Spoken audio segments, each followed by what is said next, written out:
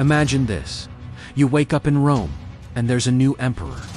A few months later, another one. Then another. Then another. In just 1 year, Rome went through 4 emperors. This wasn't just drama. It changed how the Roman Empire worked forever. It all started when Emperor Nero died in 68 CE with no clear heir. Rome had just come out of decades of rule by one family, and suddenly there was nobody in charge. The Senate had opinions. The elites had opinions. But the people with the real power, the armies. Across the empire, different legions decided their general should be emperor, and Rome was about to pay the price. First up, Galba. He was backed by legions in Spain and marched into Rome as the law and order candidate. But Galba made 2 fatal mistakes.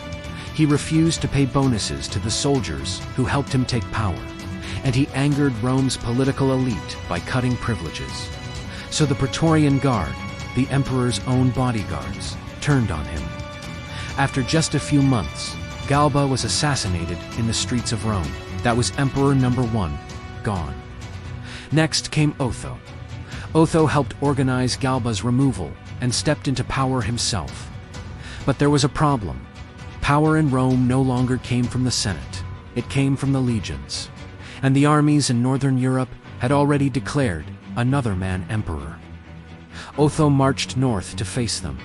He lost a major battle, and instead of dragging Rome into more bloodshed, he took his own life. Emperor number 2, gone.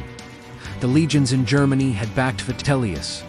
Vitellius entered Rome as the new emperor, but quickly gained a reputation for chaos. He rewarded his soldiers with wild feasts, let discipline collapse, and burned through Rome's treasury while he partied in the capital. Another general was quietly being declared emperor, far away in the east. That general was Vespasian. He had the support of powerful legions in the eastern provinces, and most importantly, control of Egypt, which supplied Rome with grain. With the empire's food supply behind him, Vespasian marched on Rome. His forces defeated Vitellius, who was captured and killed in the streets. Emperor number 3, gone. And just like that, Vespasian became Emperor number 4, and finally brought stability. The year of the 4 emperors proved something huge. Rome was no longer ruled by tradition or the Senate. It was ruled by the army. Emperors could now be made in Spain, Germany, or the Middle East, not just in Rome.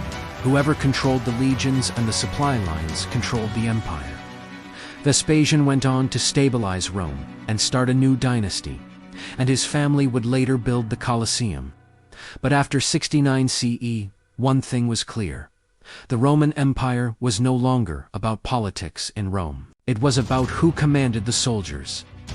If you think modern politics is messy, Rome once burned through 4 emperors in a single year.